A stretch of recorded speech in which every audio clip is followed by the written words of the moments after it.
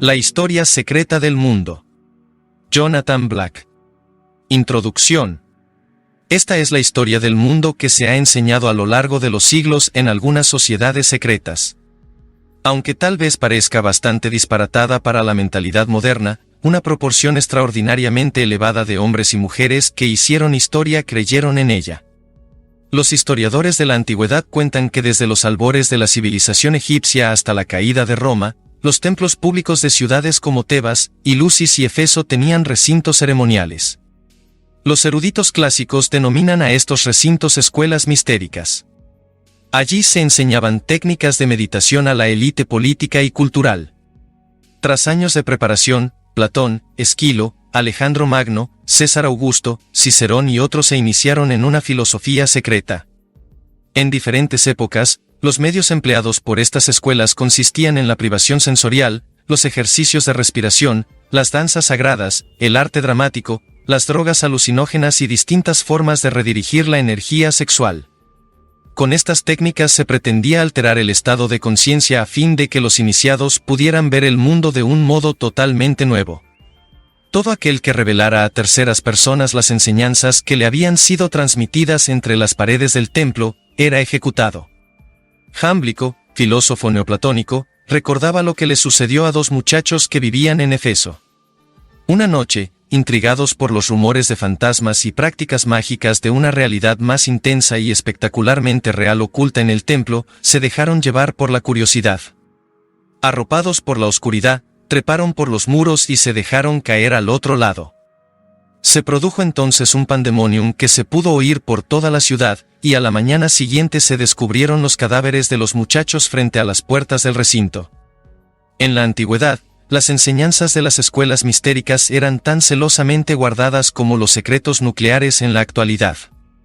Luego, en el siglo III, cuando el cristianismo se convirtió en la religión dominante del Imperio Romano, los templos de la antigüedad se clausuraron. El riesgo de difusión se atajó declarando esos secretos como heréticos, y el hecho de transmitirlos o profesarlos, un pecado capital. Sin embargo, como veremos, los miembros de una nueva élite dominante, entre la que figuraban líderes religiosos, empezaron a formar sociedades secretas. Y a puerta cerrada, prosiguieron con la enseñanza de los antiguos misterios.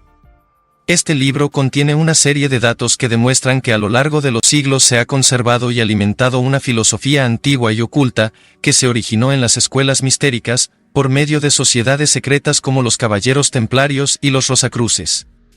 A veces, esta filosofía se ha ocultado a la gran mayoría de la población, mientras que en otras épocas se ha mostrado a la vista de todos, aunque siempre procurando que las personas ajenas a esas sociedades no pudieran reconocerla. Por poner un ejemplo, el frontispicio de The History of the World, Historia del Mundo, de Sir Walter Raleigh, de 1614, se exhibe en la Torre de Londres. Miles de personas desfilan cada día ante él sin darse cuenta de que contiene una cabeza de cabra, así como otros mensajes en clave. Si alguna vez se ha preguntado por qué Occidente no tiene equivalente al sexo tántrico que se muestra abiertamente en las paredes de los monumentos hindúes, como los templos de Khajuraho, en el centro de la India, tal vez le interese saber que en gran parte del arte y la literatura occidentales se oculta una técnica análoga, el arte cabalístico de la careza. También veremos cómo las enseñanzas secretas sobre la historia del mundo influyen en la política exterior de la actual administración estadounidense para Europa Central. ¿El anterior papa era católico? Bueno, no de un modo tan directo y evidente como se podría creer. Una mañana de 1939, un joven de 21 años iba caminando por la calle cuando lo atropelló un camión. Mientras estaba en coma, tuvo una sobrecogedora experiencia mística. Al recuperar la conciencia, se dio cuenta de que aunque había sucedido de un modo inesperado, esa experiencia era el fruto que debía esperar de las técnicas que le había enseñado su mentor, Mieczysław Kotlarczyk, un moderno maestro Rosacruz. A raíz de su experiencia mística, el joven entró en el seminario, más tarde se convirtió en obispo de Cracovia y finalmente, en el Papa Juan Pablo II. En la actualidad, el hecho de que un sumo pontífice de la Iglesia Católica se iniciara en el reino espiritual al amparo de una sociedad secreta tal vez no sea tan impactante como antiguamente, ya que la ciencia ha arrebatado a la religión su función de principal fuerza de control social. Ahora es la ciencia la que decide cuáles son las creencias aceptables para nosotros y cuáles son reprensibles. Tanto en la antigüedad como en la era cristiana, la filosofía de esas sociedades secretas se mantuvo oculta, puesto que todo aquel que la profesara o transmitiera estaba amenazado de muerte. Actualmente, en la era poscristiana, esa filosofía secreta sigue rodeada de temor, pero en este caso se trata de miedo a la muerte social en vez de a la ejecución. Creer en principios clave, como la comunicación con seres incorpóreos o la influencia material de las cábalas secretas en el curso de la historia, se considera algo propio de chiflados en el mejor de los casos, y en el peor, la definición exacta de lo que es estar loco. En las escuelas mistéricas se obligaba a los candidatos que querían ingresar en ellas a bajar por un pozo, a someterse a la prueba del agua, a intentar pasar por una puerta muy pequeña y a entablar conversaciones con animales antropomórficos. ¿No nos recuerda eso a algo? Lewis Carroll es uno de los muchos escritores infantiles, otros son los hermanos Grimm, Antoine de Saint-Exupéry, C.S. Lewis y los creadores de El Mago de Oz y Mary Poppins, que han creído en la historia y la filosofía secretas. Con una mezcla de literalidad infantil y desbarajustada, estos escritores se propusieron socavar el sentido común, la concepción materialista de la vida. Querían enseñar a los niños a pensar con otra perspectiva, a mirarlo todo del revés y a darle la vuelta, así como a escapar de formas de pensar rígidas y convencionales. Otros personajes similares son Rabelais y Jonathan Swift, cuyas obras generan desconcierto, ya que no dan especial importancia a lo sobrenatural, sino que en ellos, esa condición simplemente se da por sentada. Consideran los objetos imaginarios igual de reales que los objetos terrenales del mundo físico. Satíricos y escépticos, estos escritores ligeramente iconoclastas socavan las suposiciones de los lectores y se muestran subversivos frente a las actitudes realistas. La filosofía esotérica no se menciona explícitamente en Gargantúa y Pantagruel ni en los viajes de Gulliver, pero si se escarba un poco, esta sale a la luz. De hecho, este libro demostrará que a lo largo de la historia, una asombrosa cantidad de personajes célebres han cultivado en secreto la filosofía esotérica y los estados místicos enseñados en las sociedades secretas. Podría argumentarse que, dado que vivían en épocas en las que ni siquiera las personas más cultas disfrutaban de todos los beneficios intelectuales que aporta la ciencia moderna, es lógico que Carlomagno, Dante, Juana de Arco, Shakespeare, Cervantes, Leonardo, Miguel Ángel, Milton, Bach, Mozart, Goethe, Beethoven y Napoleón profesaran creencias que no son aceptadas en la actualidad. Sin embargo, no resulta sorprendente que muchos individuos de la era moderna hayan creído en los mismos principios, y no solo los locos, los místicos solitarios o los escritores del género fantástico, sino también los fundadores del método científico moderno, los humanistas, los racionalistas, los libertadores, los defensores de la secularización y los flagelos de la superstición, así como los modernistas, los escépticos y los bromistas? ¿Acaso los propios individuos que más han contribuido a dar forma a la cosmovisión materialista y científica vigente en la actualidad creían en secreto en otros principios? ¿Es posible que Newton, Kepler, Voltaire, Paine, Washington, Franklin, Tolstoy, Dostoyevsky, Edison, Wilde, Gandhi, Duchamp se iniciaran en una tradición secreta, se les enseñara a creer en el poder que la mente ejerce sobre la materia y fueran capaces de comunicarse con espíritus incorpóreos? Las bibliografías recientes de algunas de estas personalidades apenas mencionan las pruebas existentes que demuestran su interés por ese tipo de ideas. En el clima intelectual actual se suelen rechazar esas creencias, considerándolas una afición, una aberración pasajera o ideas divertidas con las que esos célebres personajes podían haber jugado o usado a modo de metáforas para su obra, pero nunca se toman en serio.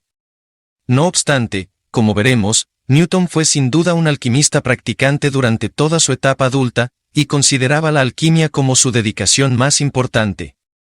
Voltaire participó en rituales mágicos durante todos los años en que dominó la vida intelectual en Europa. Washington invocó a un importante espíritu del cielo al fundar la ciudad que llevaría su nombre. Y cuando Napoleón dijo que lo había guiado su estrella, no se trataba tan solo de un recurso retórico, sino que se refería al gran espíritu que le mostró su destino y lo hizo invulnerable y magnífico. Uno de los objetivos de este libro es demostrar que, lejos de tratarse de modas pasajeras o misteriosas excentricidades, lejos de ser casuales o irrelevantes, esas extrañas ideas conformaban la filosofía central de muchos de los personajes que hicieron historia, y, tal vez de un modo más relevante, Demostrar que compartían una unanimidad destacable en cuanto a propósito. Si se entretejen las historias de esos grandes hombres y mujeres para crear una narración histórica continua, se ve una y otra vez que en los momentos decisivos de la historia esa filosofía secreta milenaria estaba presente, oculta entre las sombras, haciendo notar su influencia. A partir de la época de Zaratustra, en la iconografía y estatuas de la antigüedad, el conocimiento de la doctrina secreta de las escuelas mistéricas se indicaba colocando en la mano del personaje un pergamino enrollado. Como veremos, esta tradición ha continuado en la Edad Moderna y, en la actualidad, las estatuas públicas de los pueblos y ciudades de todo el mundo muestran lo extendida que está la costumbre. No es necesario viajar a sitios tan lejanos como Rennes-le-Château, la capilla de Raslin o el remoto Tíbet para hallar símbolos ocultos de un culto secreto. Al acabar este libro, el lector podrá ver que todas esas señales están a su alrededor, en los edificios y monumentos públicos más destacados, en iglesias, en el arte, en la literatura, en la música, en el cine, en los festivales, en el folclore, en los propios cuentos que cuenta a sus hijos, e incluso en los nombres de los días de la semana en lenguas como la inglesa. Dos novelas, El péndulo de Foucault y El código da Vinci, han popularizado la idea de que existe una conspiración de las sociedades secretas para controlar el curso de la historia. En esos libros, aparecen personajes que oyen misteriosos rumores acerca de esa antigua filosofía secreta, les siguen la pista y se sienten atraídos por ella.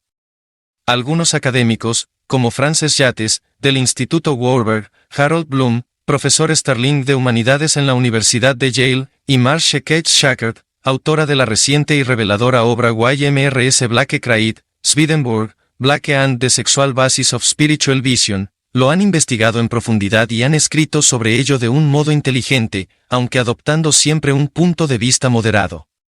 No revelan si se han iniciado a manos de hombres enmascarados, si han viajado a otros mundos o si se les ha demostrado el poder de la mente sobre la materia. Los conocimientos más escondidos de las sociedades secretas se transmiten únicamente de forma oral, mientras que otros se ponen por escrito de un modo intencionadamente confuso, para que los individuos ajenos a la sociedad no puedan entenderlos. Por ejemplo, la doctrina secreta podría deducirse a partir del prodigiosamente oscuro y extenso libro de Elena Blavatsky del mismo nombre, o de los 12 volúmenes de la alegoría de G.I. Gurdjieff Relatos de Belcebú a su nieto, o bien de los cerca de 600 volúmenes que recogen los ensayos y conferencias de Rudolf Steiner. De modo similar en teoría, se podrían descifrar los grandes textos alquímicos de la Edad Media o los tratados esotéricos de iniciados de alto nivel de épocas posteriores, como Paracelso, Jacob Boehme o Emanuel Swedenborg, pero en todos estos casos los textos se dirigen a individuos neófitos. Son documentos que intentan ocultar tanto como revelan. Llevo más de 20 años buscando una guía concisa, fiable y totalmente clara de la doctrina secreta. Me he decidido a escribirla yo mismo porque estoy convencido de que no existe un libro de estas características. Se pueden encontrar volúmenes y sitios web publicados por el propio autor, que dicen ser guías de esos conocimientos, pero al igual que los coleccionistas de cualquier ámbito, a quienes curiosean por las librerías sumidos en una búsqueda espiritual, pronto se les agudiza el instinto para detectar lo auténtico, y no hay más que leer por encima esos libros y sitios web para comprobar que carecen de información verdaderamente orientadora, que adolecen de una formación filosófica deficiente y que contienen muy pocos datos sólidos. Esta historia es el fruto de casi 20 años de investigación.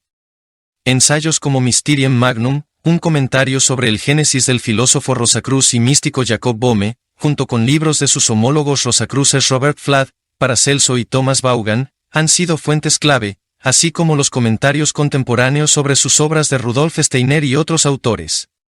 Las referencias de estos textos se encuentran en las notas del final, en vez de incluirse en el libro, a fin de favorecer de este modo la concisión y la claridad.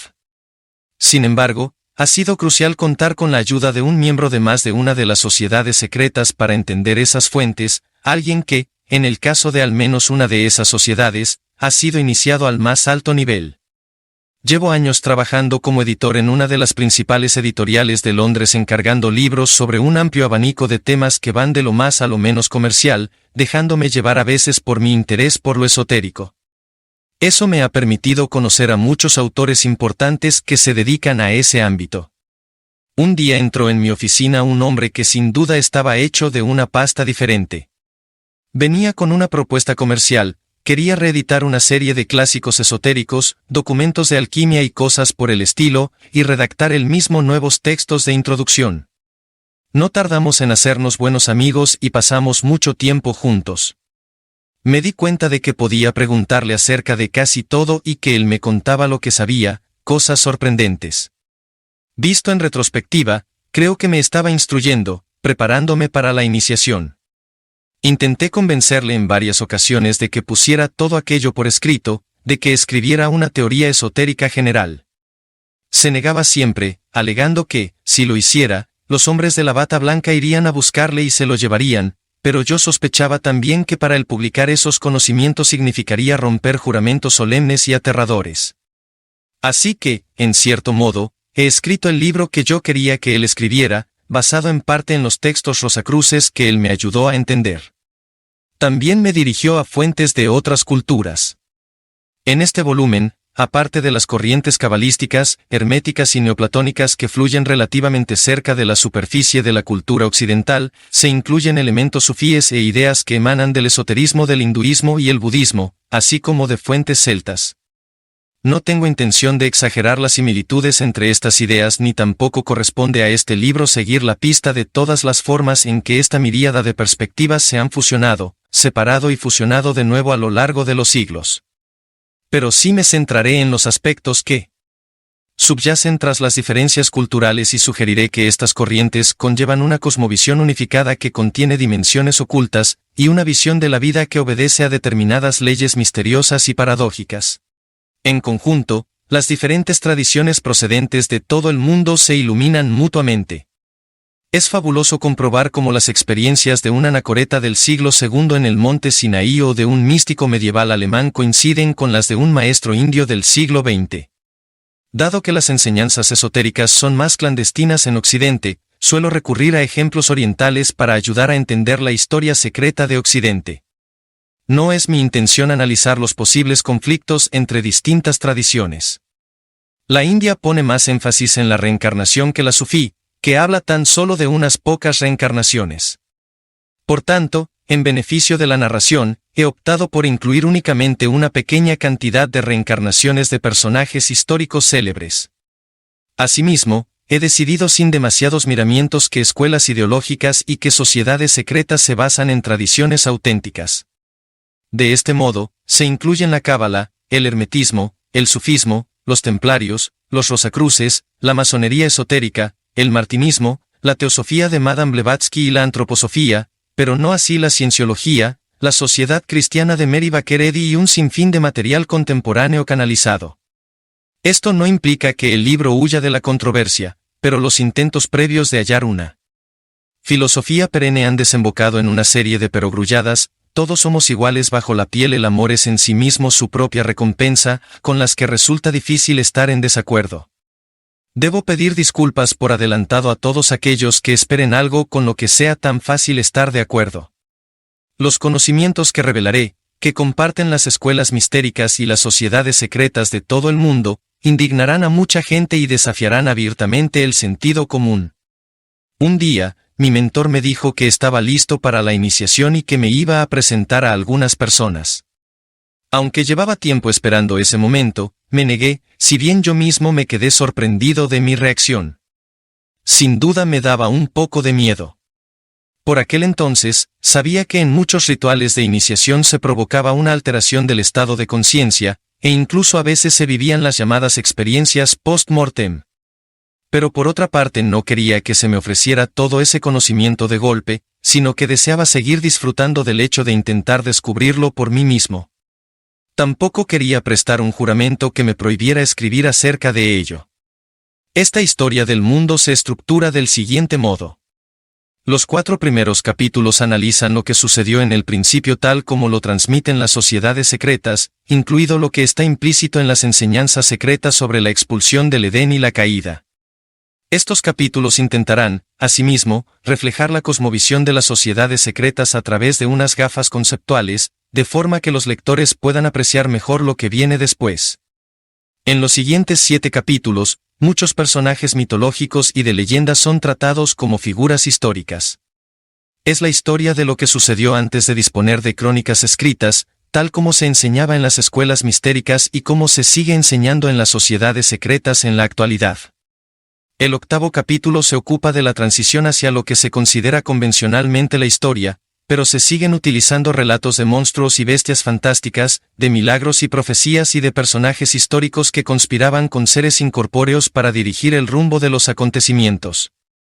Espero que, a lo largo del libro, la mente del lector disfrute por igual de las extrañas ideas presentadas y de la revelación de los nombres de los personajes que han dado crédito a esas ideas.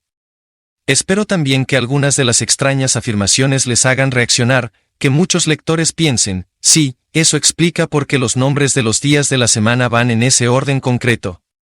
Por eso la imagen del pez, el acuario y la cabra con cola de serpiente se identifican con constelaciones que en realidad no se les parecen. ¿Eso es lo que se celebra en realidad en Halloween? Eso explica las raras confesiones de culto al diablo de los caballeros templarios.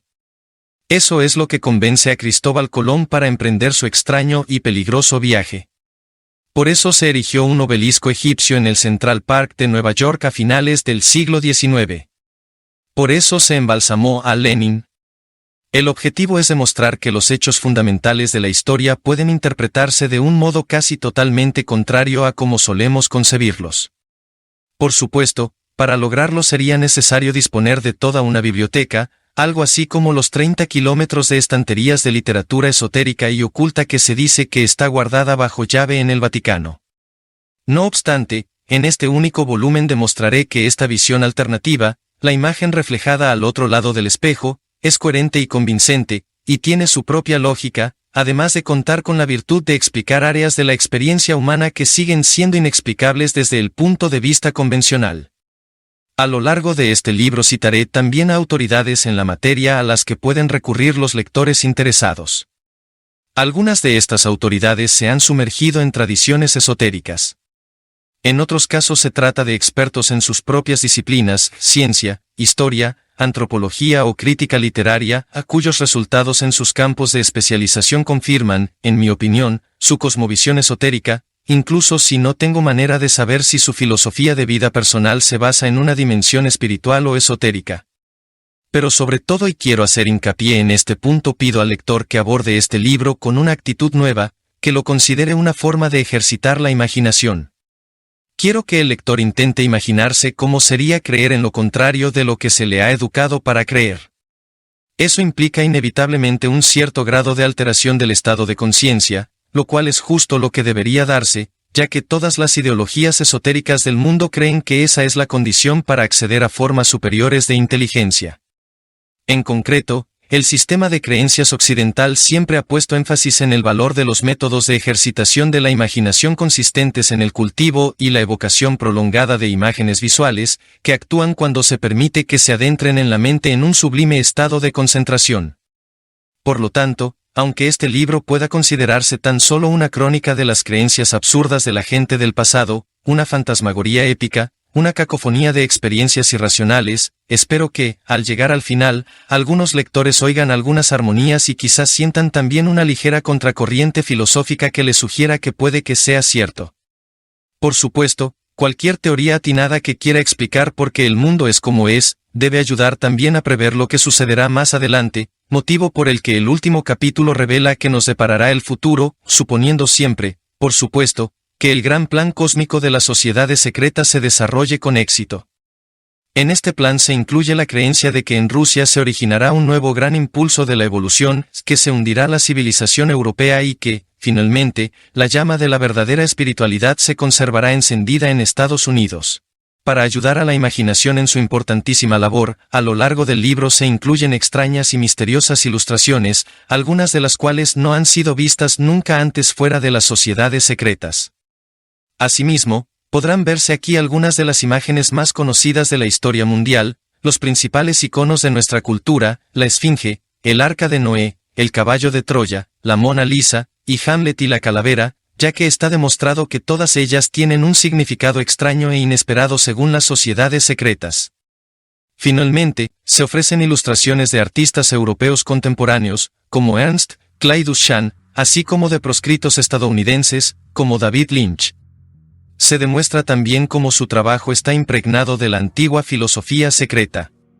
Si se sume en un estado mental diferente, las historias más célebres y conocidas adoptarán un cariz muy distinto. De hecho, si hay algo en esta historia que sea cierto, todo lo que te han enseñado tus profesores está en tela de juicio. Sospecho que no le asusta esta posibilidad. Tal como uno de los seguidores de la antigua filosofía secreta expresó de un modo tan memorable, tienes que estar loco, o no habrías venido aquí.